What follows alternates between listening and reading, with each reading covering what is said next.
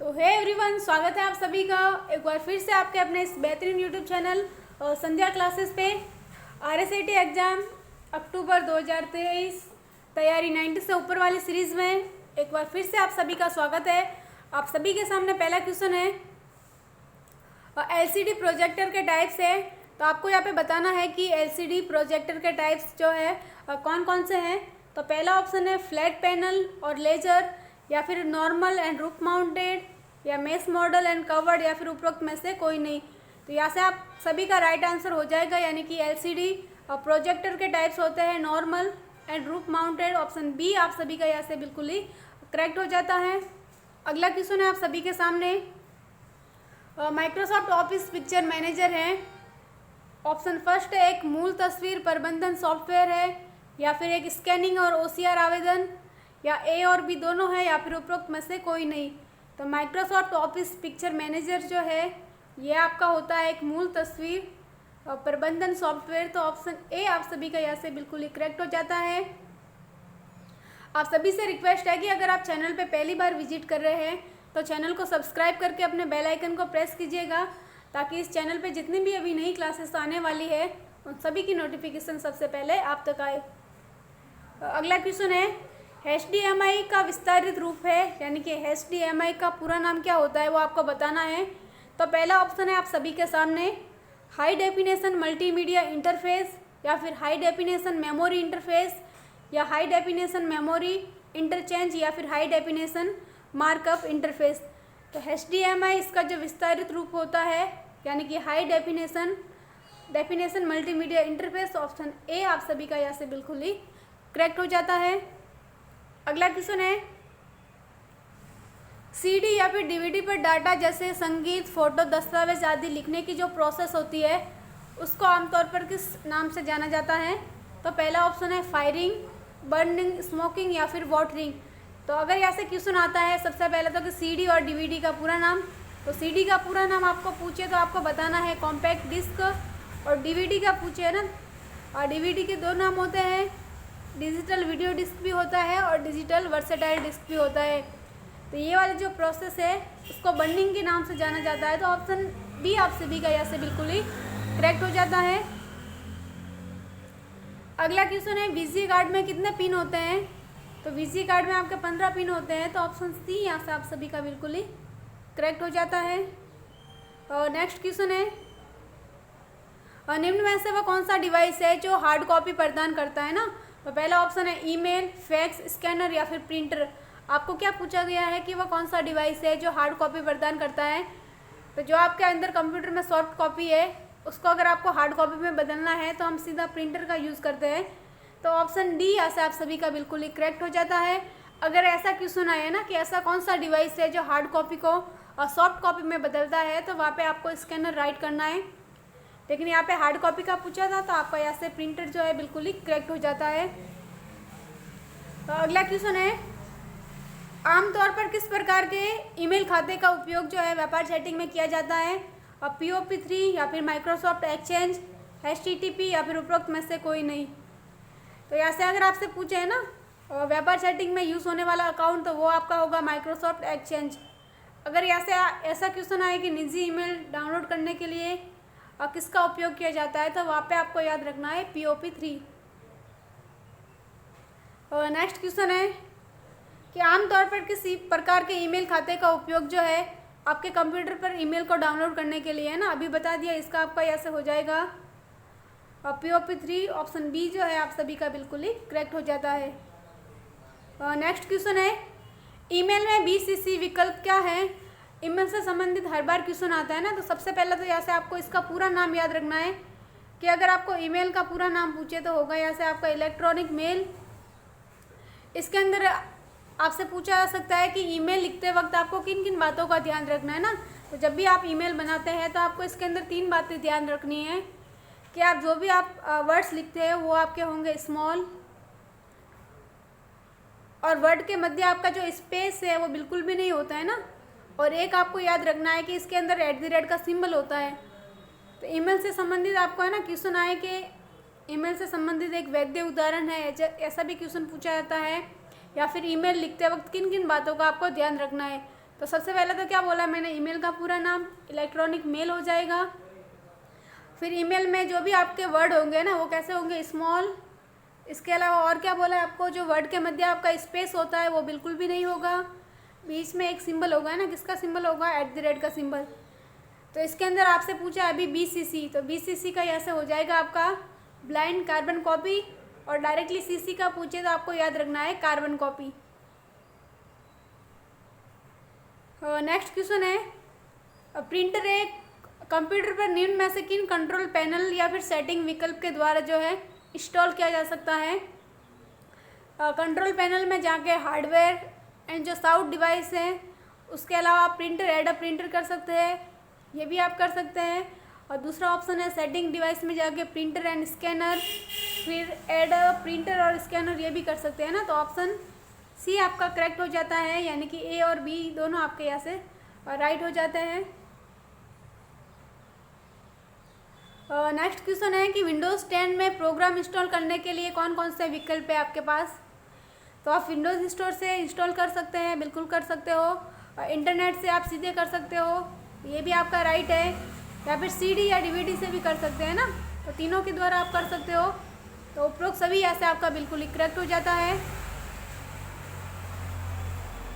Next question है कि निम्न में से कौन सी सुविधा जो है आपके कंप्यूटर पर किसी स्थिति सिस्टम सेटिंग को पिछली बार के समय में वापस लाने के लिए प्रयोग की जाती है। System restore, system backup, system boot या उपरोक्त में से कोई नहीं।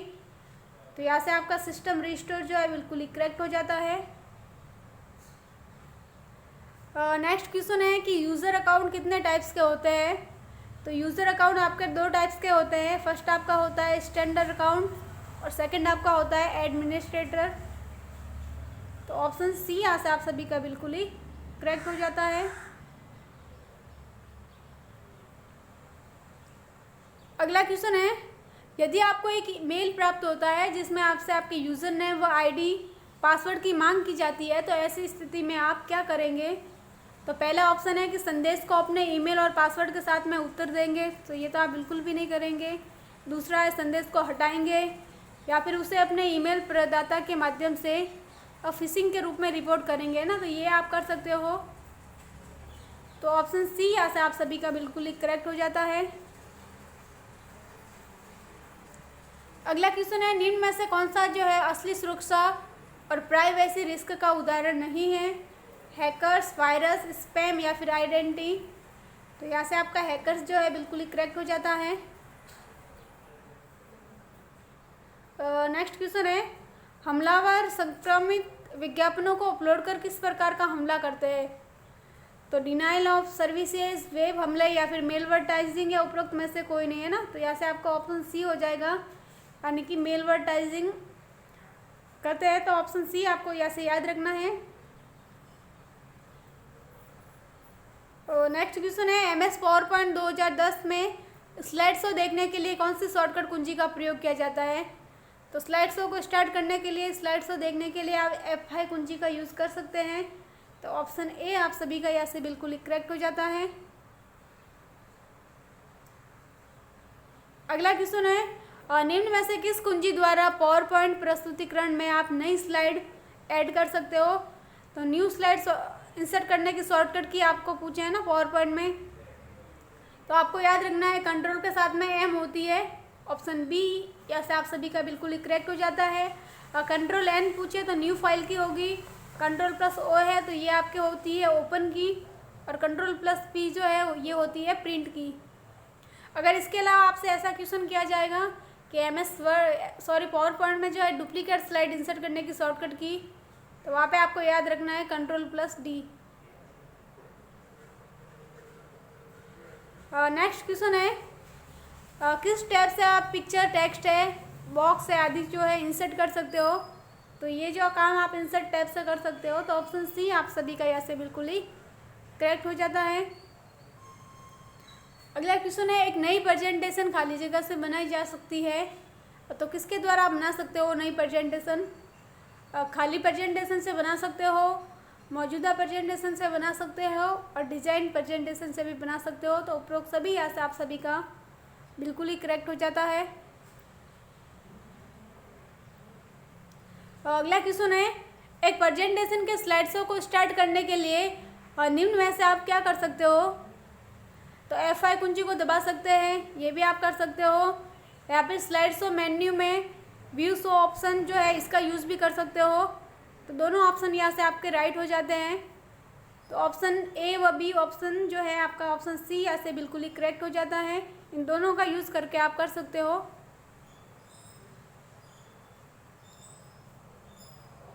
अगला क्वेश्चन है, एक नाम बॉक्स होता है तो पूर्व में रही एक्टिव सेल की लोकेशन को दर्शाता है, या फिर फॉर्मूला बार के बाईं ओर दिखाई देता है, या फिर स्टेटस बार के नीचे दिखाई देता है, या फिर मेन्यू बार के नीचे दिखाई देता है।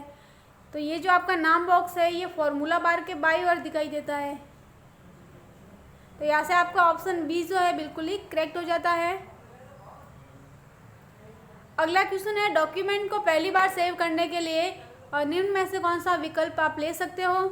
तो यहाँ से आपका सेव जो है बिल्कुल ही करेक्ट हो जाता है। सेव की शॉर्टकट की अगर आपसे पूछी जाए तो आपको याद रखना है Ctrl+S होगी, और जो पहले से फाइल सेव है उसी फाइल के अंदर कुछ परिवर्तन करके उसको आप वापस सेव करोगे तो वो आपका कहलाएगा सेव एज। और सेव एज की शॉर्टकट की पूछे तो आपको याद रखना है F12 होती है। अगला क्वेश्चन है कि राजमेघ के संदर्भ में सास का पूरा नाम है ना, SAAS, सास का पूरा नाम क्या है? तो राजमेघ के संदर्भ में सास का पूछे तो यहाँ से आपका हो जाएगा software as a service. Option B जो है आप सभी का बिल्कुल ही करेक्ट हो जाता है। अगर इसी के संदर्भ में पास का पूछे ना, राजमेघ के संदर्भ में पास, तो यहाँ से आपका हो जाएगा प्लेटफॉर्म एज ए सर्विस।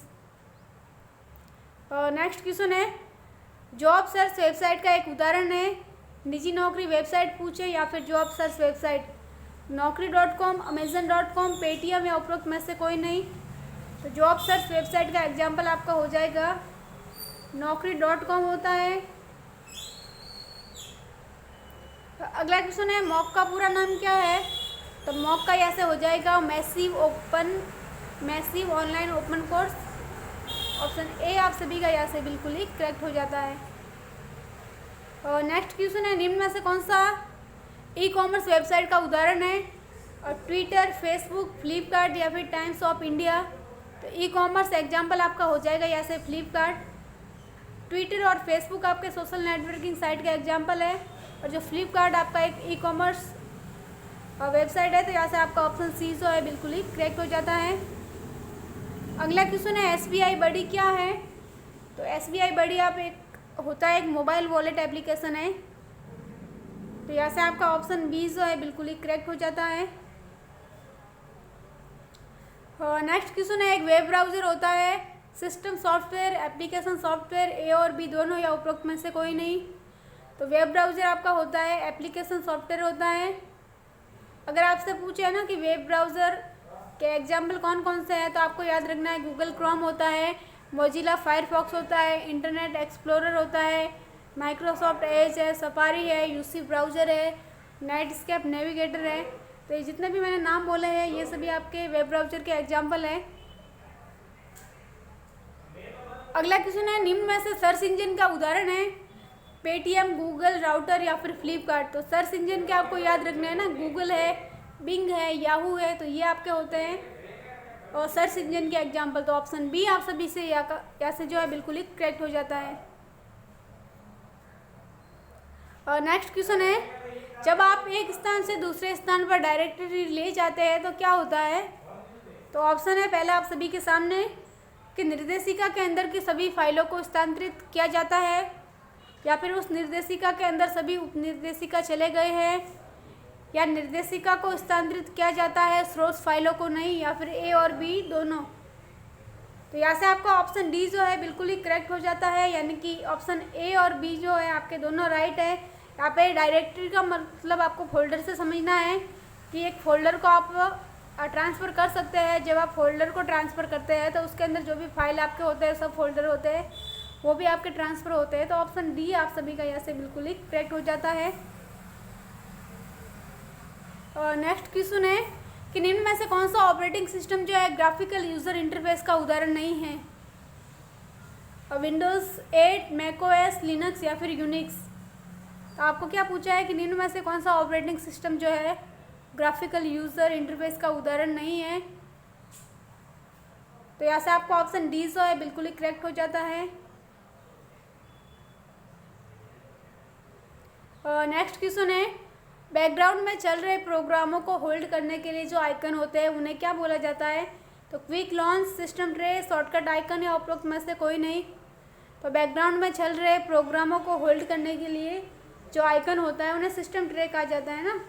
और क्विक लॉन्च पूछे तो ये आपकी टाइटल बार में होता है। अगला क्वेश्चन है कि कंप्यूटर के साथ संयोजन में कौन सा प्रिंटर जो है टोनर का उपयोग करता है? डेसिविल, लाइन प्रिंटर, थर्मल या फिर लेज़र प्रिंटर। तो लेज़र प्रिंटर क्या करता है कि प्रिंट करते वक्त टोनर का यूज़ करता है। तो यहाँ से आपका ऑप्शन डी जो है बिल्कुल ही करेक्ट हो जाता है। अगर थर्मल पूछे तो ये प्रिंट करते वक्त गर्म धातुओं का यूज़ करता है। तो यहाँ से आपका ऑप्शन डी जो है बिल्कुल ही करेक्ट हो जाता है। आज की क्लास का अंतिम क्वेश्चन है, और निम्न में से कौन सा एक सिस्टम सॉफ्टवेयर है? आपको क्या पूछा है कि सिस्टम सॉफ्टवेयर कौन सा है? विंडोज 7, पेज मेकर, नोटपैड या फिर फोटोशॉप। तो पेज मेकर है, नोटपैड है और फोटोशॉप है ना, ये तीनों आपके एप्लीकेशन सॉफ्टवेयर के एग्जाम्पल है। जिस ऐप के अंदर आप काम कर सकते हो वो आपके होते हैं एप्लीकेशन सॉफ्टवेयर। और जो आपके कंप्यूटर को चलाने के लिए आवश्यक होते हैं ना, उसको आप बोल सकते हो ऑपरेटिंग सिस्टम या फिर सिस्टम सॉफ्टवेयर। तो यहाँ से सिस्टम सॉफ्टवेयर का एग्जाम्पल आपका हो जाएगा विंडोज 7। तो ऑप्शन ए जो है आप सभी का यहाँ से बिल्कुल ही करेक्ट हो जाता है। तो आज के लिए इतना ही, मिलते हैं अगली क्लास में। तो आज की ये क्लास अगर आपको अच्छी लगी है तो लाइक, कमेंट एंड शेयर करें। चैनल पे अगर आप पहली बार विजिट कर रहे हैं तो चैनल को सब्सक्राइब करके अपने बेल आइकन को प्रेस कीजिएगा, ताकि अभी जितनी भी नई क्लासेस आने वाली है उन सभी की नोटिफिकेशन सबसे पहले आप तक आए।